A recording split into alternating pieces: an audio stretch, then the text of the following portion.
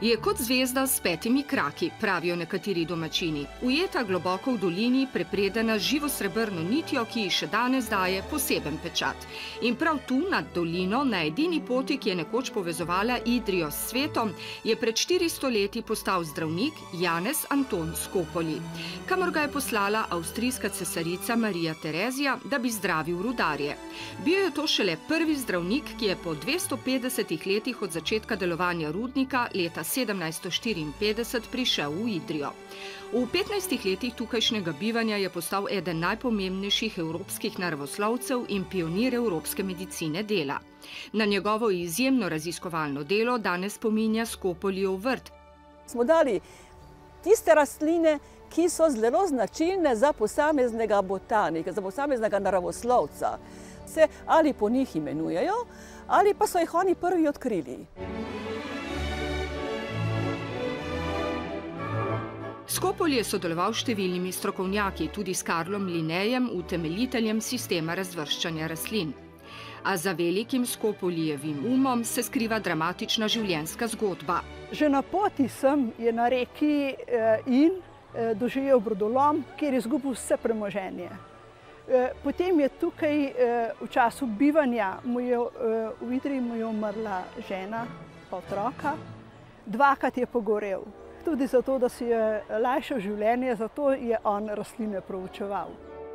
Malce naprej od kraja z burno zgodovino nas pot pelje v krajinski park Zgornja Idrijca, v svet gozdov, slikovitih tolmunov, izvirov odlične vode.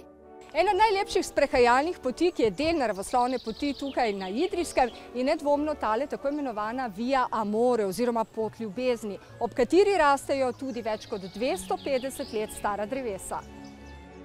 Tik ob njej reka Idrijca, ki kot pajčevinasta mreža povezuje lepote tukajšnje narave. Med temi divje jezero, naš prvi muzej v naravi. Smaragdno, še neraziskano, skrito pod 100-metrskimi kamnitimi stenami. To jezero je vulkanskega izvora in vse vode pridejo do spodaj gor. In to se zbirajo vode iz vsega prostora tukaj okrog Idrije. Malce naprej, klavže. Zgrajene v drugi polovici 18. stoletja so služile potrebam rudnika. Zaradi velikosti in tehnološke izpopolnjenosti jih imenujejo tudi slovenske piramide. Poseben čar ponuja tudi mestno jedro in muzej, ki med drugim skrbno hrani čipke.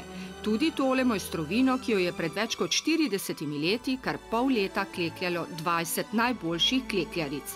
Slovenski protokol je ta prt naročil za Jovanko Broz, a se je, tedaj prva dama, nedolgo zatem morala umakniti iz javnega življenja. Naročnik prta ni nikoli plačal.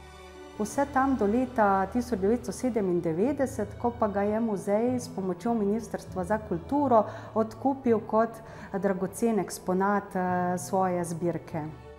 Je neprecenljiv, pravijo, kot je to lahko le redka, s trdim delom pridobljena stvar. In o tem v Idriji veliko vedo.